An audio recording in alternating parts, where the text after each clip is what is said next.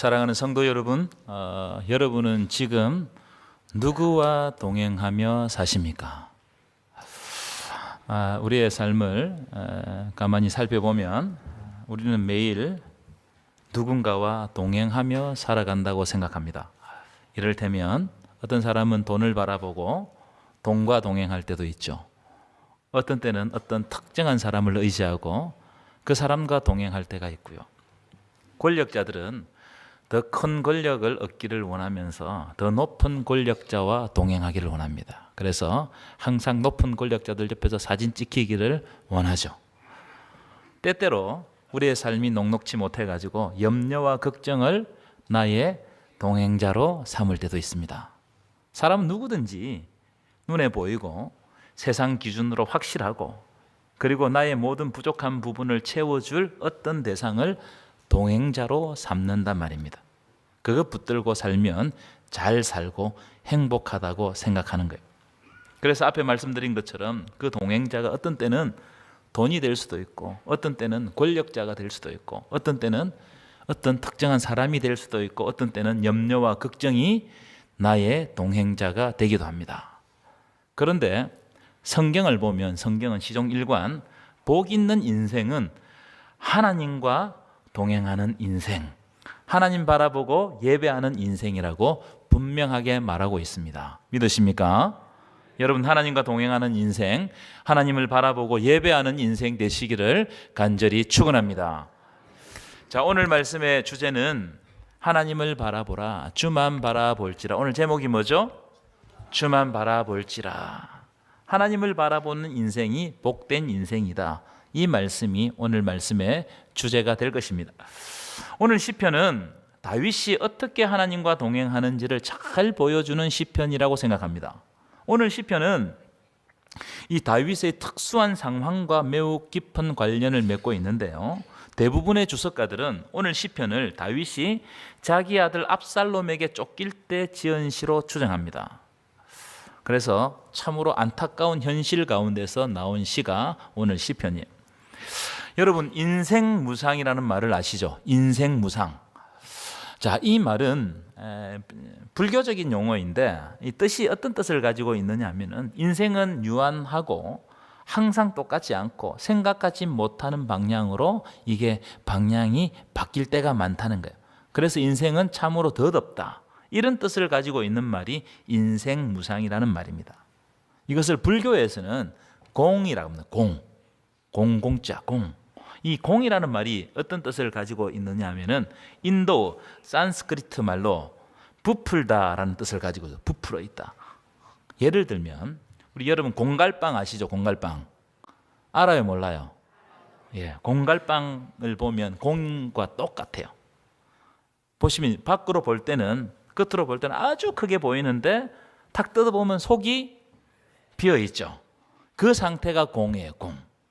우리가 눈으로 보는 것이 실체가 없다 이 말이에요.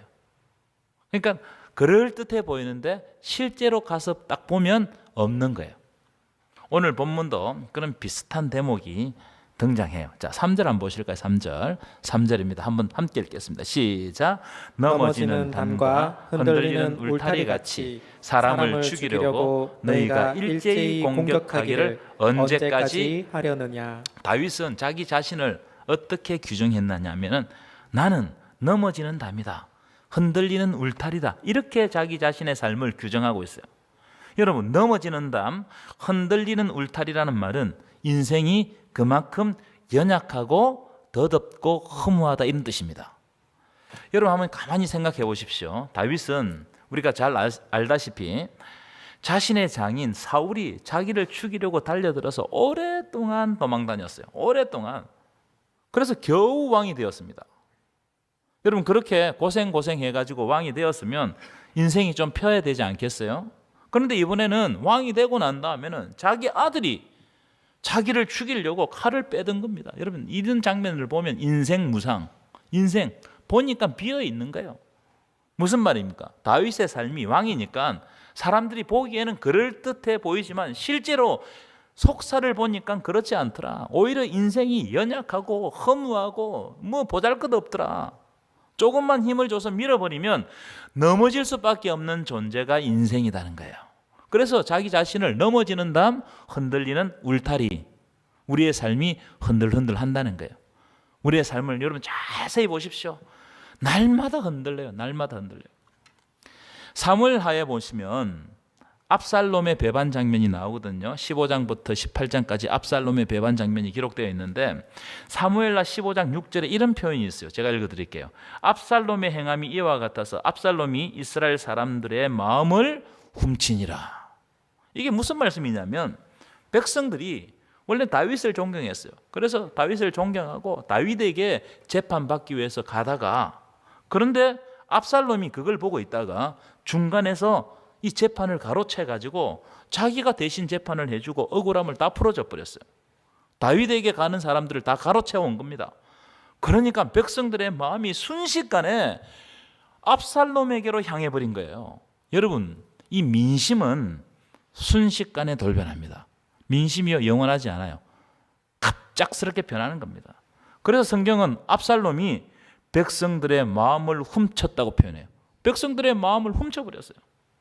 백성들이 다윗 앞에서는 다윗이 왕이니까 왕이여 만세수를 하옵소서 하면서 충성맹세를 했는데 중간에서 아들이 백성들에게 탁 접근해가지고 조금 잘해줬더니 다윗에게서 마음이 떠나서 압살롬에게 다 가버렸어요.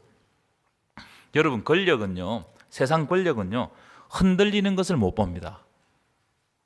조금이라도 권력이 흔들리잖아요. 그러면 옆에서 더 흔들어 버려요. 가장 친한 사람이 흔들어 버립니다. 그래서 권력무상이라는 말이 있어요. 그렇죠? 권력도 무상합니다. 이것이 우리의 인생의 모습을 적나라하게 보여주고 있는 거예요. 여러분, 우리 육신도 마찬가지예요. 육신도. 우리는 날마다 늙어가고 있어요. 날마다. 여러분, 옆 사람을 한번 보세요. 옆 사람. 오늘이 가장 젊은 날입니다. 한번 봐보세요. 인사합시다. 오늘이 가장 젊은 날입니다. 오늘이 가장 아름다운 날이에요. 여러분에게도 보시면 다 젊은 날, 아름다웠던 날, 좋았던 날이 있을 겁니다. 그런데 한순간, 언제 갔는지 모르게 한순간 지나가 버렸어요. 그렇죠? 저도 괜찮을 때가 있었어요. 20대 사진 보면 머리가 빡빡했어요. 어느 순간 다 날아가 버렸어요. 내가 얼마나 관리하는지 몰라요. 제가 얼마 전에 신금이 있어가지고 건강검진이 있어가지고 키를 쟀는데, 아니 키가 2cm가 줄었어요. 안 그래도 집사람하고 키 차이가 나가지고 고민스러워 죽겠는데 2cm가 줄었어요. 얼마나. 그래서 우리 딸내미가 저를 어깨동무하고 다닙니다. 이제 나보다 클 거라고. 이게 한순간 어느 순간 확 가더라고요. 이 부분을 성경이 우리들에게 말씀을 해주는 부분이 있어요. 자, 시편 90편 10절 볼까요? 시편 90편 10절 한번 읽겠습니다. 시작. 우리의 연수가 70이요 강건하면 80이라도 그 연수의 자랑은 수고와 슬픔뿐이요 신속히 가니. 우리가 어떻게 간다고요? 날아간다는. 시간이 날아가요. 세월이 날아가요. 그만큼 허무하고 더덥고. 그래서 언제 이렇게 됐지? 여러분, 제가 원래 연차로 9년 차입니다. 아무도 안 놀래시네. 얼마나 빨리 가는지 몰라요.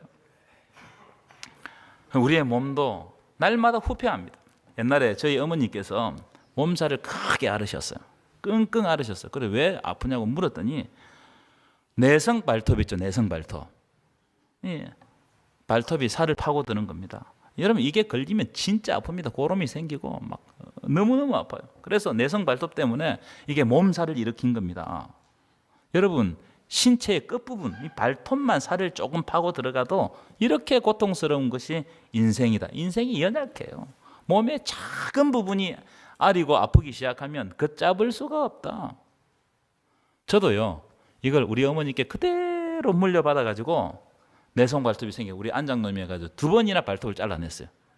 정말 아파요. 내 몸도 내가 어떻게 할 수가 없어요.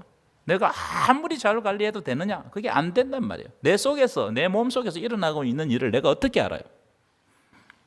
그래서 다윗은 자기 자신을 어떻게 표현했냐면은 넘어지는 다음 흔들리는 울타리라고 표현했어요. 자, 그런데 이렇게 넘어지는 담과 흔들리는 울타리를 사람들이 어떻게 하느냐? 3절 한번 띄워보실까요? 3절에 보시면 일제히 공격한다. 일제히. 아니 지금 넘어지고 있는데 지금 흔들흔들 하는데 사람들이 일제히 공격해가 더 밀어버리는 거예요. 더 넘어지도록. 그래서 결국 다윗도 어떻게 하느냐? 자기 아들이 쳐들어오니까 예루살렘을 비워놓고 도망가요. 급하게 도망갑니다. 자, 4절 한번 볼까요? 4절 함께 읽겠습니다. 시작. 그들이 그를 그의 높은 자리에서 떨어뜨리기만 꾀하고 거짓을 절개하니 입으로는 축복이요 속으로는 저주로다. 무슨 뜻이에요, 여러분? 다윗 앞에서는, 다윗이 왕이니까 입으로는 앞에서는 축복하는데 속으로는 뭐 한다고요? 저주하는 거예요. 뒤에서 수군대고 그저 내가 떨어지기만 기대하고 온갖 술수를 뒤에서 다 쓰는 겁니다. 여러분, 이런 세상을 믿을 수 있겠어요, 없겠어요? 여러분이 다윗처럼 여러분의 아들에게 이런 경우를 당하면 어떻게 하겠어요? 아들이 칼을 들고 들어왔어요. 권력 내놔라. 내가 왕이 되겠다. 이런 장면을 일컬어서 인생 무상이다. 인생이 더덥다. 자, 그런데 여러분, 오늘 시편을 처음부터 끝까지 읽어보시면 이 시편은 인생 무상을 노래하는 시가 아니에요. 인생 사는 것이 허무하고 비어있고 공의 세계고 그래서 나는 아무것도 할 수 없다, 포기하자, 이런 내용이 아닙니다. 오히려 정반대예요. 정반대. 다윗이 자기 삶을 돌아보니까 넘어지는 담과 흔들리는 울타리라는 것을 깨달았어요. 그렇죠. 사실은 여러분, 우리의 삶은 날마다 넘어지는 담, 날마다 흔들리는 울타리입니다. 그리고 자기가 믿었던 아들이 입으로 축복하는데 돌아서면 저주한다는 것도 알았어요. 그렇게 믿었던 백성들이, 왕이여 만세수를 했던 백성들이 다 떠나갔어요.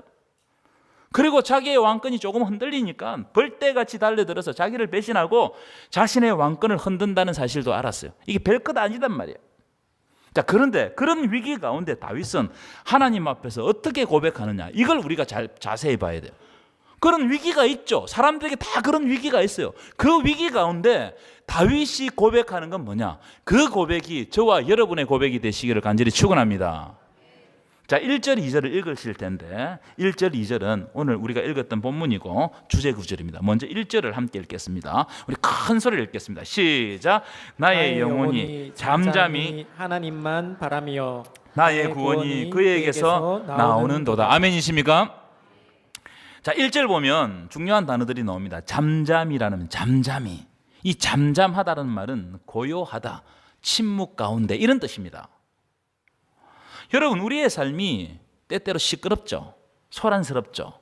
그래서 넘어지는 담, 흔들린 울타리 같이 되고, 그래서 우리가 막 흔들흔들합니다. 그런데 여러분, 우리가 거기에 집중하게 되면 하나님께서 지금 우리들에게 주시는 세미한 음성을 들을 수가 없어요.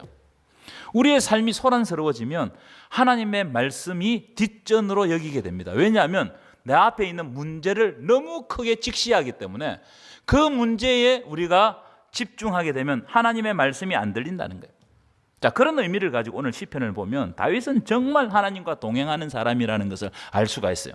다윗은 그의 인생에, 그렇죠, 자기 아들이 자기를 죽이려고 왔으니까 소란스럽고 뭐 소용돌이가 치고 도저히 잠잠히 있지 못할 상황이 닥쳤는데, 그렇죠?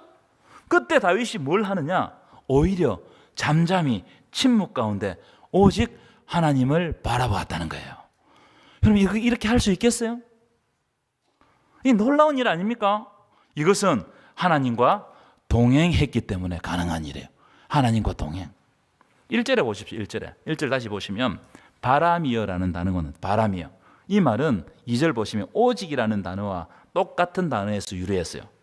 히브리어로 아크라고 하는데 이 무슨 뜻이냐면 확실히, 분명히, 진실로, 오직, 이런 뜻입니다. 그래서 바람이여를 다시 해석하면 나의 영혼에 엄청난 위기가 올지라도 나를 하나님 앞에서 오히려 잠잠하게 만들고 하나님이 행하실 일을 기대하고 기다리고 바란다, 이런 뜻입니다. 여러분, 우리는요, 단점이 뭐냐? 잘 안 기다려요. 안 기다린다는 거예요. 그런데 다윗은 하나님이 내 삶 가운데 간섭하셔서 하나님께서 주도적으로 일하실 때까지 인내하고 기다리겠다는 거예요. 이것이 바로 하나님을 바라보는 것이고 하나님과 동행하는 것임을 믿으시기를 축원합니다. 저는 다윗의 위대함이 여기 있다고 생각해요. 일이 hil비하지 않는 거예요. 우리는 한 번 좋아하면 막 죽을 듯이 좋아하고 한 번 안 좋은 일이 있으면 막 절망하듯이 또 죽을 듯이 또 이상하게 막 넘어지고 그런단 말이에요. 여러분, 아들이 칼을 들고 왔어요. 여러분 같으면 어떻게 하겠어요? 저 같으면 길길이 날뛰고 왜 그러냐 따지고 큰 소리를 치고 어떻게 말이야 아들이 나한테 그럴 수가 있냐고 그러면서 그러다가 이게 뭐 세상 가운데 있을 수 없는 일이잖아요. 그러다가 절망하는 거예요. 사람들은 다 그렇게 절망합니다. 그런데 다윗은 그런 상황 가운데서도 그렇게 하지 않았다는 거예요. 다윗은 위기가 닥칠 때 오히려 침묵 가운데 자신의 영혼을 잠잠하게 만들고 그렇게 시끄러울 때일수록 오히려 기도하면서 하나님을 바라보고 예배하면서 하나님만 바라보고 그분에게 집중했다는 거예요. 그리고 하나님께 집중해야 돼요.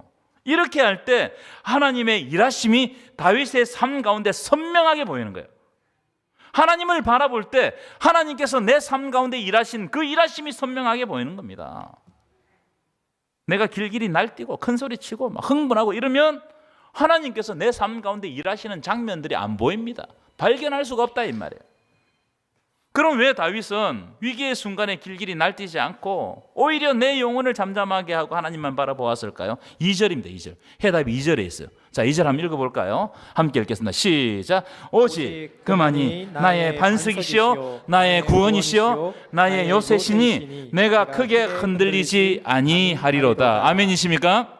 아멘. 2절 보시면 반석, 구원, 요새 이 세 가지 단어가 나오는데 이 반석, 구원, 요새 이 세 가지 단어는 흔들리지 아니하시는 하나님을 표현한 거예요. 흔들리지 아니하시는 하나님. 제가 주석을 찾아보니까 이 부분을 뭐라고 이야기하는 삼중반복이래요. 삼중반복. 무슨 뜻이냐면은 똑같은 의미의 단어를 세 번에 걸쳐서 연속으로 배치함으로 그 뜻을 매우 강조한다는 거예요. 그러니까 여러분 성경에서 반복은 뭐라고 그랬죠?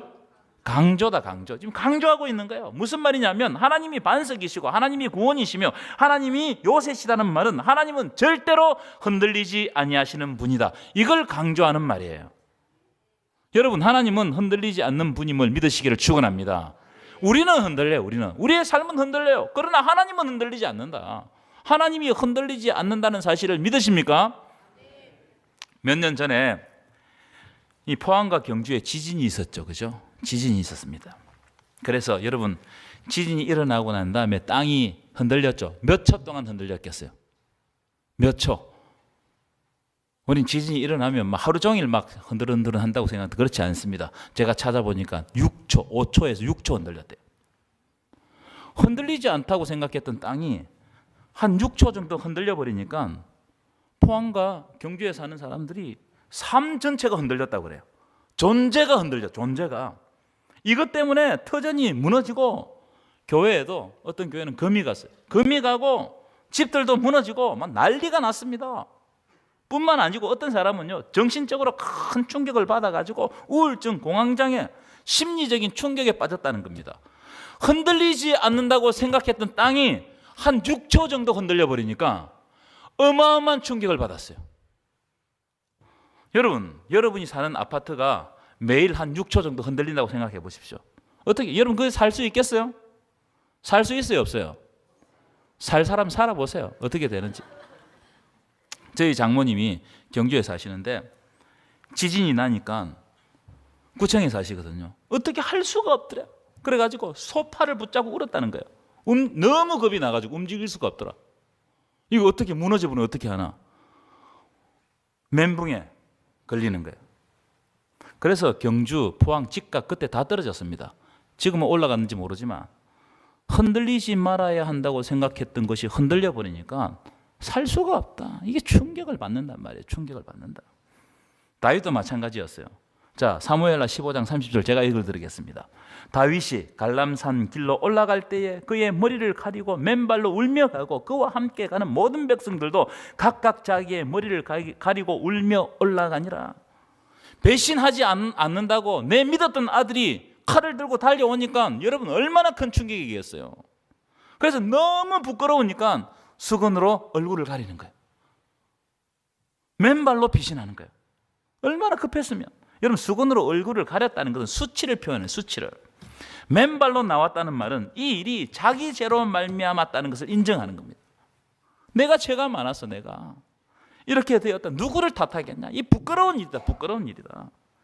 다윗의 존재 자체가 흔들려 버린 거예요. 야, 여러분, 아들이 칼을 들고 왔으면 흔들리겠습니까? 안 흔들리겠습니까? 그런데 2절 보십시오. 2절. 우리들에게 해답을 주는 말씀 2절. 다윗의 삶이 이렇게 흔들렸지만 다윗은 뭐라고 이야기하느냐? 흔들리지 않겠다고 고백합니다. 참으로 귀한 고백이죠. 자, 2절 큰 소리 한번 다시 읽겠습니다. 시작. 오직 그만이 나의 반석이시요 나의 구원이시요 나의 요새이시니 내가 크게 흔들리지 아니하리로다. 아멘이십니까? 다윗이 크게 흔들리지 않는 이유가 뭐라는 겁니까? 다윗 자신에게 힘이 있고 권력이 있고 지혜가 있어서 흔들리지 않는다는 말이 아니잖아요. 그 이유는 단 하나입니다. 흔들리지 아니하는 하나님 바라보고 그분을 의지했기 때문에 다윗이 흔들리지 않겠다고 고백하고 있는 거예요. 내 삶의 근거가 되시는 하나님이, 그 하나님이 흔들리지 않기 때문에 내 삶의 근거가 되시는 하나님이 흔들리지 않는데 내가 왜 흔들리느냐? 내 삶에 흔들리는 일들이 너무나 많지만 하나님이, 내가 붙잡고 있는 하나님이 흔들리지 않기 때문에 내가 흔들리지 않겠다는 거예요. 여러분, 우리의 삶에는 내가 감당할 수 없는 무수한 일이 일어납니다. 내가 예상하지 못하는 무수한 일이 일어나요. 그때 다윗은 나는 하나님 바라보고 하나님과 동행하겠다는 거예요. 믿으십니까, 여러분? 여러분, 우리 하나님은 흔들리지 않는 반석이시오 구원이시며 요새라는 사실을 믿으시기를 축원합니다. 여러분이 흔들릴 때 하나님 바라보면 내 삶의 근거가 되시는 하나님께서 우리를 붙들어 주실 줄 믿습니다. 그래서 여러분, 남의 말에 너무 귀를 기울이지 마세요. 사람들은 다 그렇고 그런 이야기를 합니다. 자기 마음대로 이야기해요. 그 말에 흔들리지 마시라는 거예요. 사람들이 나를 흔들어도 흔들리지 않기로 작정하세요. 아멘이십니까? 원래는 사람들이 무수한 이야기를 하고 지 마음대로 이야기해도 나는 흔들리지 않겠다. 하나님 붙잡고 흔들리지 않겠다. 여러분, 세상 기준에 여러분의 신경을 너무 곤두세우지 마십시오. 그런 것들은 다 없어질 것이고 흔들릴 것들입니다. 만약 그렇게 흔들릴 것들을 의지하면 그런 것들이 흔들릴 때마다 나도 흔들리는 거예요. 나도 흔들리는 거예요. 지진이 날 때 왜 사람들이 왜 멘붕에 걸리고 왜 우울증에 빠지고 왜 공황장애에 빠져서 헤어나오지 못하는 겁니까? 땅은 안 흔들린다고 생각했는데 그게 흔들려 버리니까 갑작스럽게 불안이 찾아오고 공포에 휩싸여서 내가 감당이 안 되는 거예요.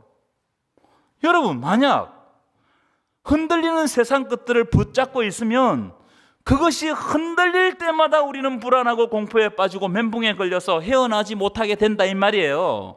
그건 하나님과 동행하는 게 아니에요. 여러분, 하나님과 동행은 흔들리지 아니하는 하나님만 바라보고 하나님은 붙잡는 것임을 믿으시기를 축원합니다. 내 삶에 수많은 일들이 일어날 거예요. 그런데 여러분, 그런 일들은 다른 사람에게도 일어나는 일이에요. 걱정하지 마세요. 자, 9절입니다. 9절. 참 9절은 통찰력 있는 말씀인데 9절입니다. 우리 한번 읽겠습니다. 시작. 슬프도다. 사람은 입김이며 인생도 속임수이니 저울에 달면 그들은 입김보다 가벼우리로다. 여러분, 이 말씀 참 통찰력 있는 말씀 아닙니까? 저는 이런 구절을 볼 때마다 다윗은 참으로 영적인 사람이구나 그걸 느꼈어요. 여기 보시면 슬프다. 슬프다. 사람은 입김이다. 사람 입김에 불과하다는 겁니다. 입김에 불과해요. 우리가 그럴듯해 보이지만 다 입김에 불과해요. 자, 이사야 2장 22절 한번 읽어볼까요? 이 말씀입니다. 시작. 너희는 인생을 의지하지 말라. 그의 호흡은 코에 있나니 새말 가치가 어디에 있느냐. 사람이 아무리 잘난 척해도 아무리 많이 가져도 코에 호흡 떨어지면 죽는 거예요. 아무것도 아니에요. 별것 아닙니다, 여러분. 어떤 목사님이 이 대목을 이렇게 말씀하시더라고요. 사람이 코로 숨을 들이쉬고 내쉬지 못하면 죽는 거예요. 그렇죠? 우리가 복잡하고 인생 뭐 많이 가진 것 같아도 별것 아니단 말이에요. 반대로 코로 내쉬고 들이쉬지 못하면 죽는 거예요. 그래서 너희는 인생을 의지하지 말라. 그 코에 호흡 떨어지면 별것 아닌 인생이단 말이에요. 자, 오늘 본문 다시 9절 보여주실까요? 사람은 입김이다. 아무것도 아니다. 자, 그래서 인생이 속임수이니 저울에 달면 그들은 입김보다 가볍다. 입김보다 가볍다. 우리 인생이 입김보다 가볍다는 것은 그래서 논할 가치가 없다 이 말이에요. 여러분, 이 말씀이 우리에게 주는 교훈이 뭡니까? 우리가 가지고 있는 거, 우리가 소유하고 있는 거, 그거 여러분 붙잡고 있습니까? 그 별것 아니라는 거예요. 여러분, 혹시 좋은 아파트 소유하고 있습니까? 통장에 현금 소유한다고 자랑하십니까? 건강에 자신 있습니까? 별것 아닙니다. 언제 무너질지 몰라요. 여러분 자신 있게 갖고 있던 그게 무너져 버리면 여러분 그거 어떻게 감당하시겠어요? 우리에게 자랑하는 거 입김보다 더 가볍다. 불어버리면 날아간다. 그런데 우리가 입김보다 더 가벼운 것들을 자랑한다고 난리치고 큰소리치고 자기 것을 내세우고 주장하는 것은 너무너무 하나님 앞에서 어리석은 일이다 이 말이에요. 그래서 10절 보실까요? 10절. 그런 의미를 가지고 10절을 볼까요? 시작. 포악을 의지하지 말며 탈취한 것으로 허망하여지지 말며 재물이 늘어도 거기에 마음을 두지 말지어다. 아멘이십니까? 포악이라는 말을 제가 찾아보니까 세번역 성경에서는 억압하는 힘이라고 번역했어요. 억압하는 힘. 무슨 말이에요? 자기에게 힘이 있다고 남을 억압하고 힘으로 누르고 하는 것은 헛된 일이고 허망해질 뿐이란 말이에요. 여러분 권력은요 금방 사라집니다. 없어져요. 오히려 권력을 가졌던 자들이 무너질 때 더 크게 무너집니다. 그렇지 않습니까? 그래서 인간의 힘, 인간의 지혜, 내 생각을 의지하지 말라. 내가 가지고 있는 것을 의지하지 말라. 그것들은 다 가변적인 거예요. 변한단 말이에요. 흔들린다는 거예요. 또 보십시오. 10절 다시 보여주시면 무엇에 마음을 두지 말라고요? 재물에 마음을 두지 말라는 거예요. 재물에 마음을 두지 말라.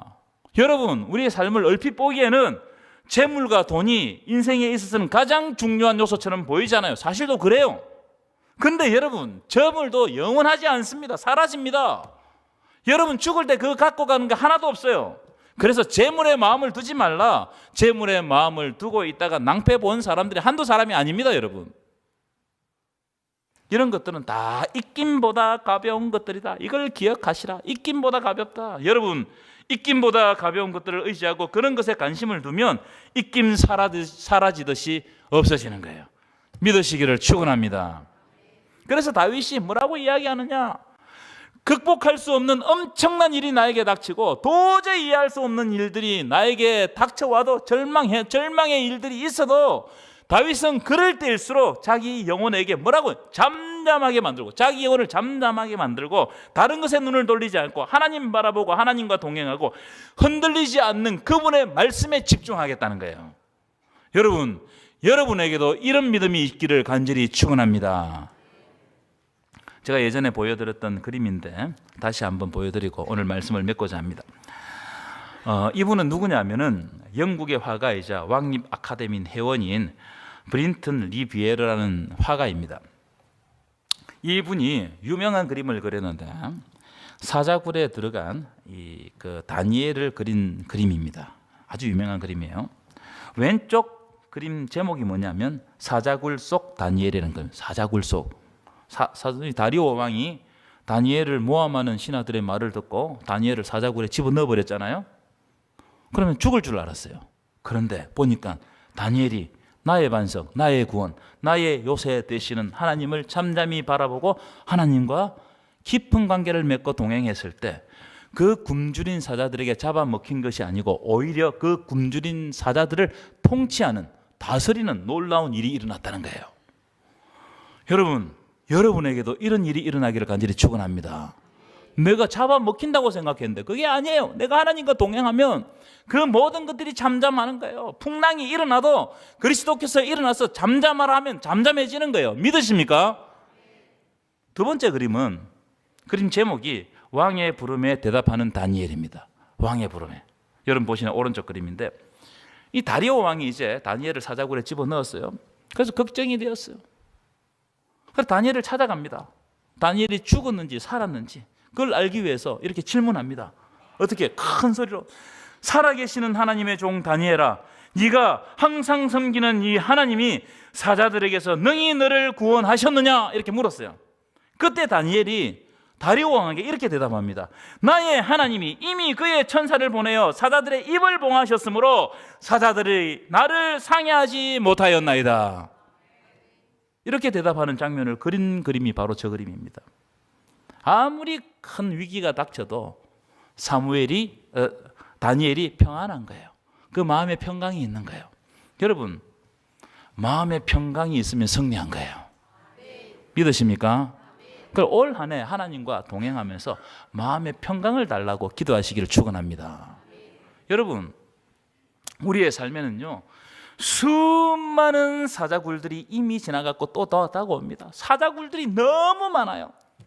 근데 여러분, 그 사자굴에서 구원받는 방법은 인간의 힘으로 구원받을 수가 없어요. 애초에 불가능합니다. 사자굴에서 우리가 구원받는 방법은 나의 영혼이 잠잠히 하나님만을 바라보고 나의 구원이 하나님께서 나오는 것을 믿고 하나님과 동행하는 거예요. 하나님과 동행하는 거예요. 그럼에도 불구하고 하나님을 향하여 예배드리고 기도하고 하나님 앞에 제단을 쌓고 주여 오늘도 내 힘으로 살아갈 수 없으니 오늘 이 하루 하나님께 책임져 주옵소서.